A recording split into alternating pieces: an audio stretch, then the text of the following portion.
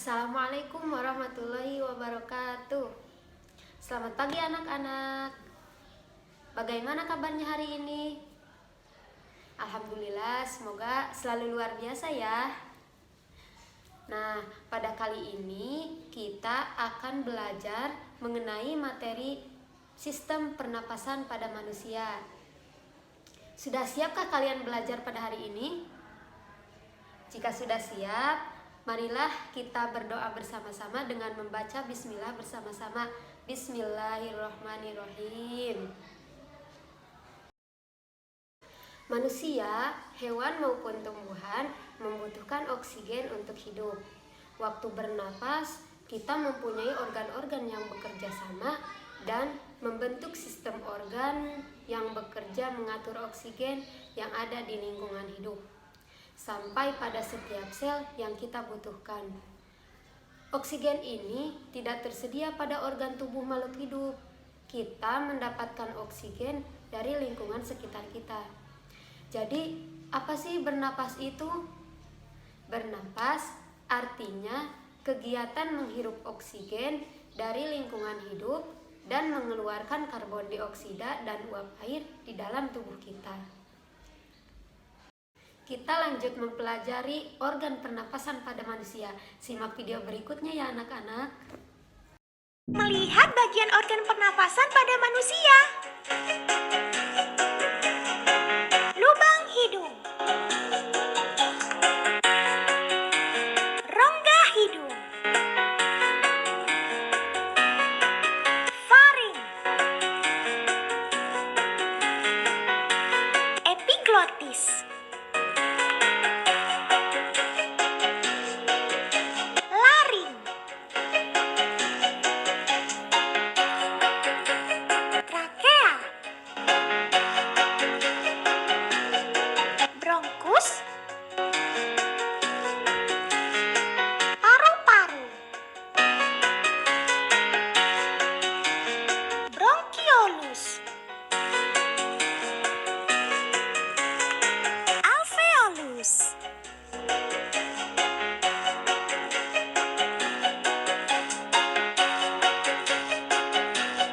pembuluh darah arteri. Nah anak-anak, tadi kalian sudah menyimak video organ pernapasan bukan? Nah, jadi organ pernapasan itu terdiri dari apa saja? Ya, rongga hidung, laring, faring, trakea, bronkus, bronkiolus, dan alveolus. Nah, sekarang Ibu sudah membuat alat peraga sederhana sistem pernapasan pada manusia. Sebelumnya, Ibu ingin bertanya, apakah kalian pernah berpikir bagaimana sih oksigen masuk ke dalam tubuh manusia? Bagaimana manusia bernapas?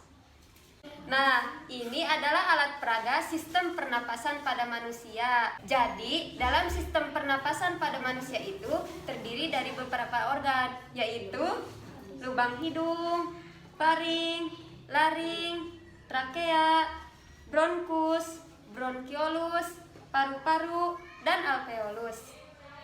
Nah, pertama-tama udara masuk dari luar, masuk melalui lubang hidung. Di dalam lubang hidung terdapat rambut-rambut halus. Rambut-rambut halus ini berfungsi untuk menyaring udara yang masuk. Kemudian, udara yang masuk dari rongga hidung akan melalui tenggorokan atau yang sering disebut dengan faring.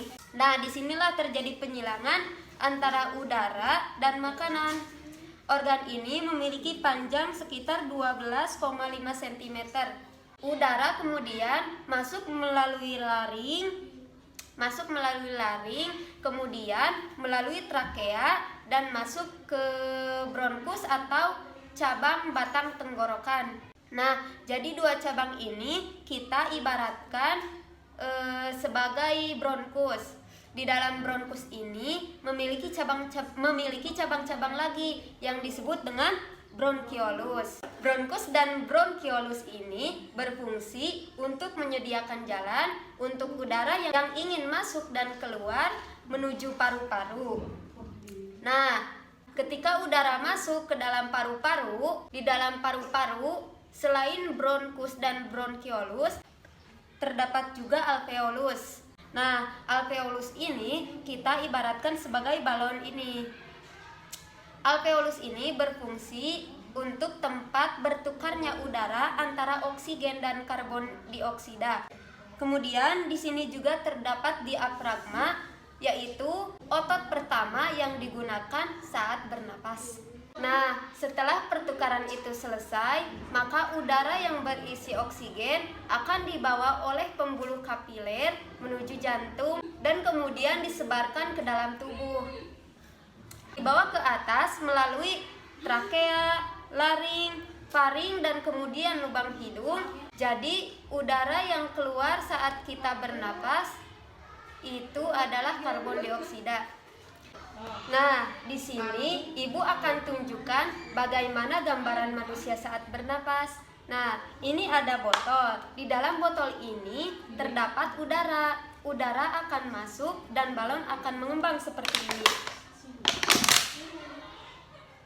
Jadi, saat udara masuk ke dalam tubuh kita, maka balon ini yang tadi kita ibaratkan sebagai alveolus ini akan mengembang seperti ini.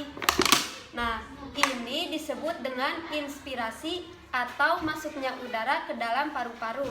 Nah, ketika ibu kembalikan lagi bentuk botolnya seperti ini, atau sama artinya ibu mengeluarkan udara, maka alveolus itu akan mengempis seperti ini.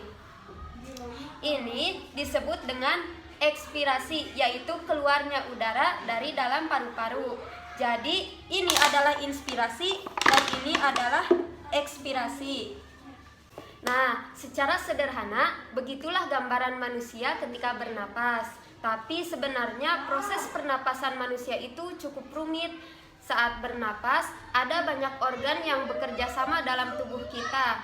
Jika satu saja organ yang tidak bekerja dengan baik, maka keseluruhan fungsi sistem organ pernapasan itu akan terganggu. Baik, jika pembelajaran sudah dirasa cukup, apakah ada yang mau ditanyakan? Jika tidak, selanjutnya ibu akan membagi beberapa kelompok di kelas ini untuk mengerjakan sebuah LKPD. Di dalam sebuah LKPD tersebut, kalian harus menuliskan nama anggota kelompoknya masing-masing dan menjawab beberapa pertanyaan yang ada pada LKPD tersebut. Baik, sebelum mengakhiri pelajaran hari ini, kita bersama-sama menyanyikan lagu Alat Pernapasan pada Manusia.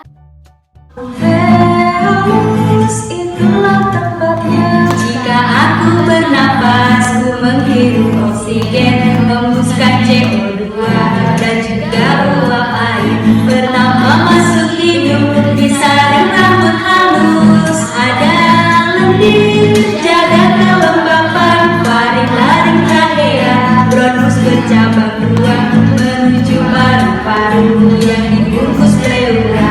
Terjadi pertukaran oksigen CO2. Alveolus, itulah tempatnya. Alveolus, itulah tempatnya.